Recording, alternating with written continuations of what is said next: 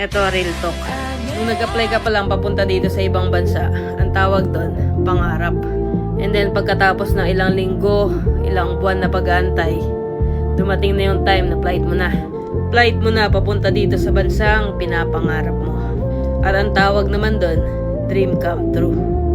At nung nakarating ka naman na sa employer mo, kalbaryo ang sinapit mo. Kalbaryo kasi hindi ka sinwerte sa kasama o sa amo. At ang kapalit ng salapi na kinikita mo sa araw-araw ay masasakit na salita at mabibigat na trabaho. At ang tawag naman doon ay sakripisyo. Kaya kabayan, kung uuwi ka ng walang pera na dala at pasalubong ay okay lang yan.